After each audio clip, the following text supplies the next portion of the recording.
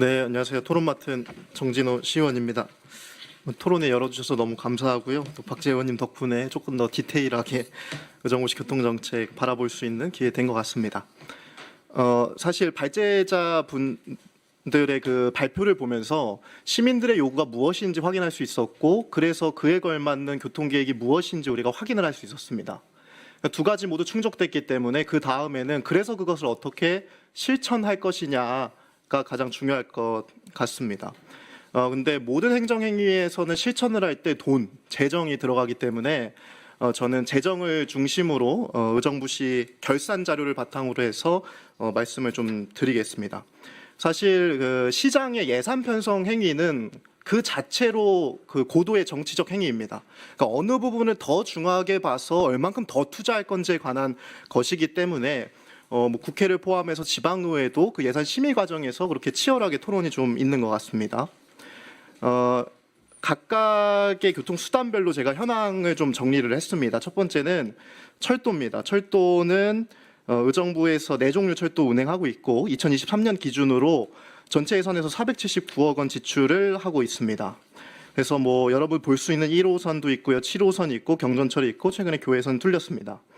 대부분 철도는 사실 구도심이었던 의정부 서부 갑 지역에 몰려 있습니다. 근데 신도시 지역인 의정부 동부, 의 지역, 특히 밀락, 고산 이런 데는 철도 서비스가 아예 없는 소외 지역으로 분류가 되고 있습니다. 의정부의 인구수는 연평균 1% 지속적으로 증가하고 있는데요. 이 동부 지역인 송산동 같은 경우는 연평균 6.2% 정도 증가를 해서 또 향후에 이제 복합문화영화단지 이런 거 개발 사업이 준공되기 때문에 약 3만 명이 추가로 유입이 예정이 되어 있어서 그 어느 장소보다 교통에 대한 특별한 대책이 필요한 곳입니다. 첫 번째는 이슈별로 좀 정리를 해드리겠습니다. 8호선 연장입니다. 아까 발표한 것처럼 국가철도망 계획의 추가 사업 검토로 포함이 됐으나 작년 6월 기재부 재정평가위에서 예비 타당성 조사 탈락됐습니다. 그래서 우리가 다시 이 8호선을 어떻게 할 것인가에 대한 노선 재기획이 필요한 시점이고요.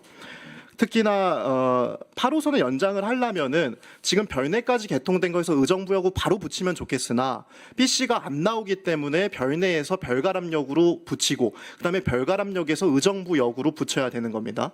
근데 별가람역 또한 BC에서 탈락됐기 때문에 의정부시 내에서의 예타 통과를 위한 전략도 필요하고 그와 동시에 남양주시와 협력을 해서 별가람역 예타 통과를 추진해야 되는 이중 과제를 안고 있는 것이 현재 8호선입니다.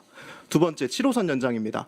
연장 자체는 문제 없고 공사 지금 잘 진행되고 있거든요. 다만 작년에도 플랜카드 많이 붙였잖아요. 그 복선화 관련된 문제가 아직까지 좀 해결되지 않았고 그 다음에 추후에 복선화 공사를 하기 위해서 우리가 사전 시공을 하겠다라는 의견을 표출했으나 그거에 대해서 경기도가 좀 미온적인 반응이어서 이 부분도 이슈입니다.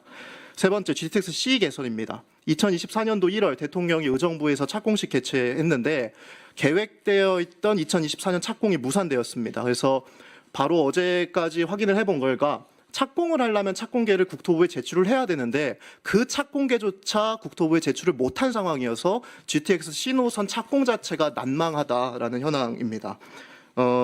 민간 자본 50% 그리고 재정사업 50%여서 이 부분을 우리가 좀 신경 써야 된다라는 현황입니다.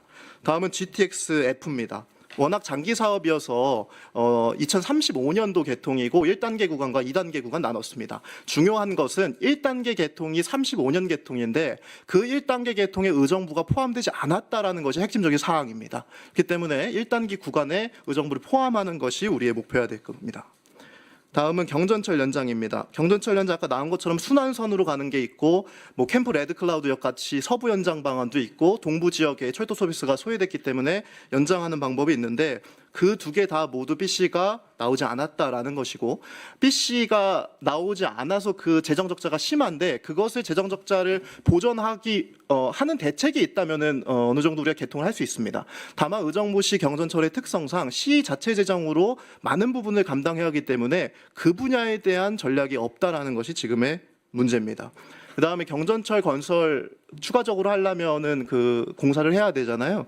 근데 그 회사가 지금 프랑스 지멘스사가 유일하게 갖고 있는 기술인데, 그러면 이 경전철을 이렇게 연장했을 때 어느 정도의 예산이 드는지를 추계가 돼야 되고, 그 추계를 바탕으로 우리가 재정을 장기적으로 편성해야 되는데 추계조차 못하고 있는 상황이기 때문에 그런 부분이 좀 아쉬운 상황입니다. 다음은 버스입니다.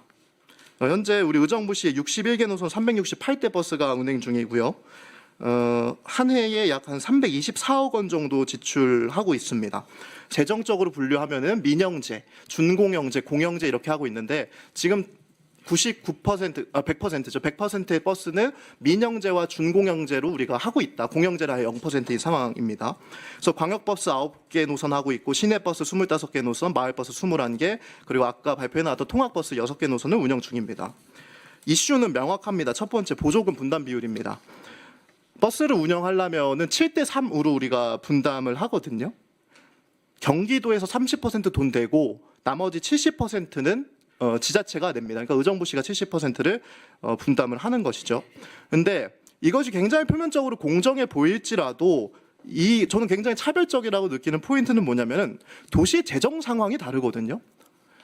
재정이 1위인 도시의 70%를 분담하는 것과 재정이 꼴등인 도시의 재정을 70% 분담하라는 것은 그의 어떤 무게라든지 크기가 비례할 수가 없는 법입니다. 그래서 오히려 그러한 지금 현행 제도가 도시 경쟁력을 약화시킨다라는 것이죠. 잘 사는 도시는 버스 분담을 더 많이 할 수 있기 때문에 버스가 더 다니고, 못 사는 도시는 그것을 할 수 없기 때문에 버스가 더 다니게 할 수가 없는 제도라는 겁니다. 그래서 지금의 이 경기도 보조금 제도는 오히려 격차를 심화시키고 고착하는 제도이기 때문에 반드시 개정이 필요하다는 겁니다. 두 번째, 준공영제 전환입니다. 경기도가 최근에 준공영제 전환을 추진하고 있고, 실제로 우리 의정부시에 다니는 버스 중에 몇 퍼센트 정도가 준공영제로 전환이 됐습니다. 이 준공영제 전환에 대한 자체 그 내용에 대한 것을 제가 문제 제기하려고 하는 것이 아니라, 준공영제를 전환한다는 의미는 무엇이냐면 민간 회사가 운영하는데 적자분을 우리 시 재정으로 보존을 해준다는 겁니다. 그러면은 준공영제로 전환이 됐을 때 시에서 부담하는 분담금이 당연하게 비례적으로 올라갈 수밖에 없습니다.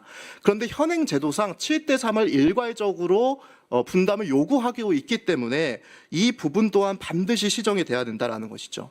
결론적으로 어떤 현상이 나타났냐면 보조금이 계속 올라가다 보니까 그거에 우리가 투자하느라고 시 자체 재원, 자체 복지와 사업들을 실제로 축소를 했습니다. 2024년 우리 자체 재원 부족으로 30개의 복지 사업 그리고 19개의 SOC 사업이 멈췄거든요. 그 중에 하나가 청년 기본소득이었고, 여성 청소년 생리대 사업이었고, 체육관 관리 사업, 이런 게 모든 게 중단된 겁니다. 그렇기 때문에 지금의 이 일괄적인 7대3 비율에 관련해서는 반드시 개정이 필요하다라는 것입니다. 그리고 최근에 106번 버스 이슈가 있었잖아요. 그게 정확히 그 서울시가 운영하던 관외 노선이 폐지된 사건이거든요.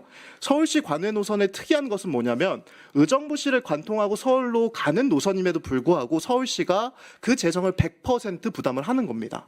그 때문에 서울시에서 재정 전략을 짤 때 왜 남의 도시에 달아가는 것을 우리가 부담해야 되지라는 그런 생각 때문에 그것을 좀 폐지를 한 것이죠.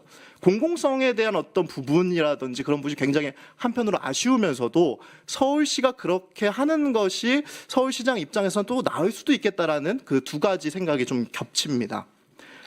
근데 이것을 대응하는 우리의 좀 대책이 조금 개선될 필요가 있다라는 생각은 분명 듭니다. 우리 의정부에서는 106번 버스였는데 양주는 704번 버스였거든요.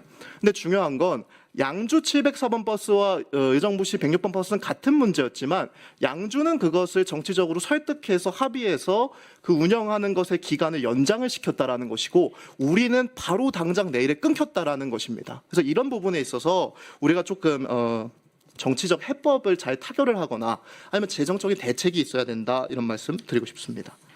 도로는 39호선 송축길 확장 사업과 회룡 IC 했는데요. 이것은 유인물로 대체하겠습니다.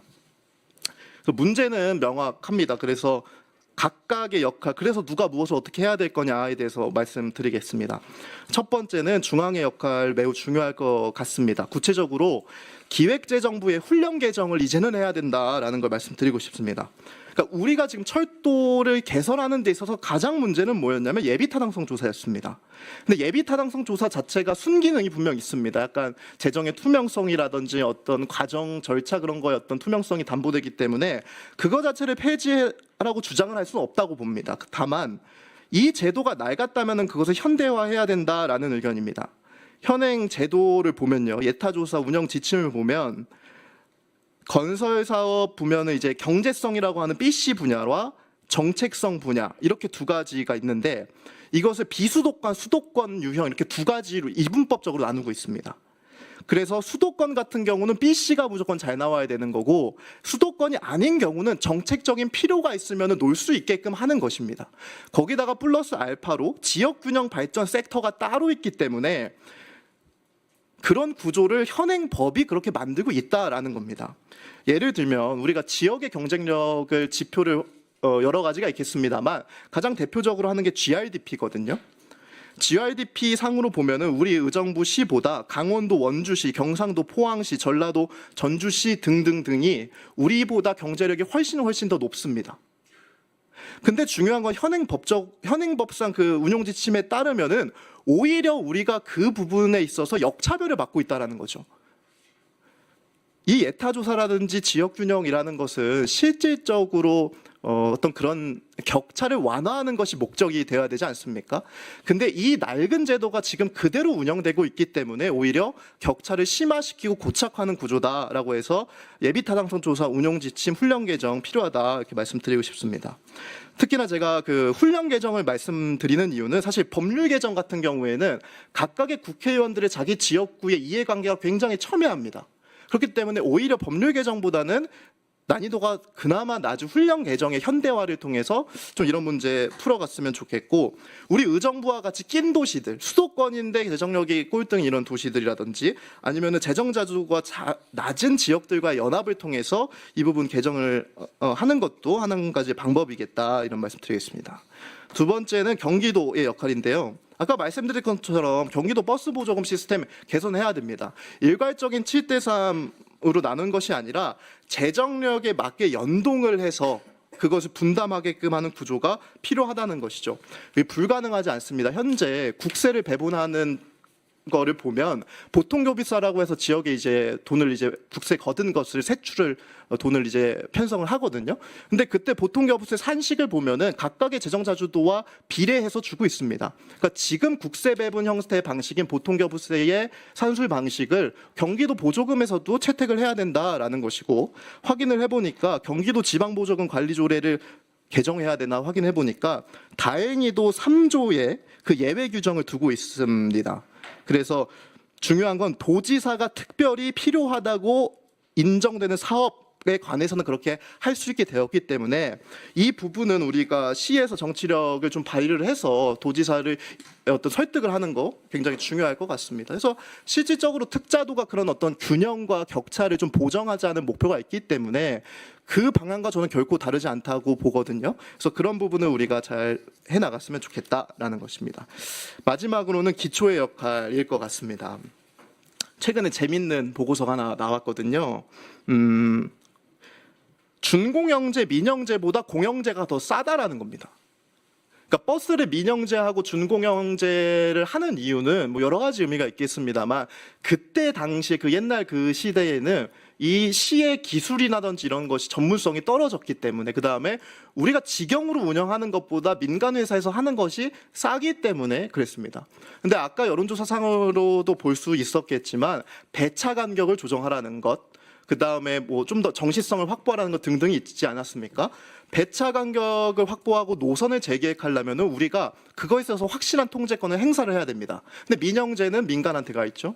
준공영제 같은 거는 적자 노선은 우리가 계속 보전을 계속 해줘야 된다는 겁니다. 이 보고서가 말하는 것은 그 적자를 메우는 것보다 시에서 버스를 사서 막급 공무원으로 채용해서 운영하는 것이 배차 간격도 노선 기획도 100% 행사할 수 있다는 아주 중요한 시사점을 준 사회공공연구원 보고서가 있었습니다. 근데 중요한 건 여기서 한 20군데 지자체가 이거를 시행을 했는데 절반은 성공하고 절반은 실패했습니다. 차이가 뭐냐고 봤더니 시의 실력이었습니다. 네.